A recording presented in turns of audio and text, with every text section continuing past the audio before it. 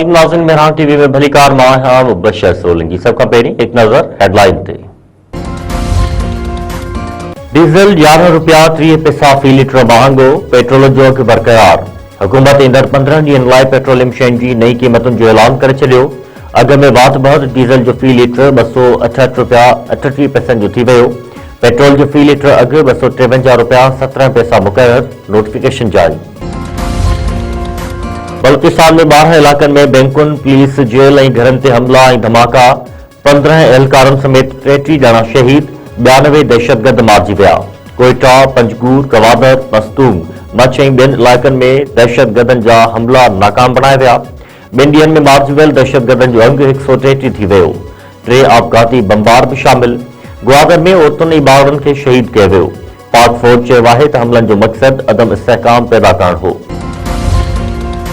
घर वज़ीर मोहसिन नकवी ऐं वज़ीर आला बलूचिस्तान सरफराज़ बुगटी चयो आहे त बलूचिस्तान अंदर दहशतगर्द हमलनि में भारत मुलविस आहे। जेको बि दहशतगर्द आयो उहो बची नाहे वियो। कंहिं बि दहशतगर्द खे न छॾींदासीं। हमलनि जो मंसूबो भारत में ठाहियो वियो। असां वटि सबूत मौजूद आहिनि।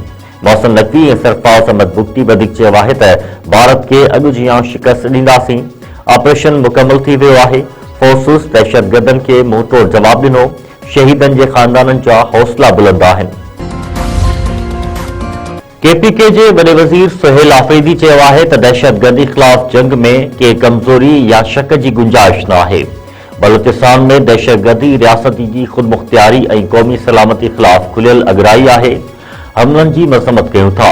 वज़ीर आला केपीके वधीक चयो आहे त बलूचिस्तान में मासूम शहरियुनि ऐं औरतुनि खे निशानो बणाइण बरबरियत आहे। पाकिस्तान पूरी कुवत सां दहशतगर्दी जो मुक़ाबिलो कंदो। शहीद ज़ुल्फ़िकार अली भुट्टो जी फाही अदालती क़त्ल हो। जस्टिस मोहम्मद अली मज़हर जो भुट्टो फाही रेफरेंस में तफ़सीली नोट जारी।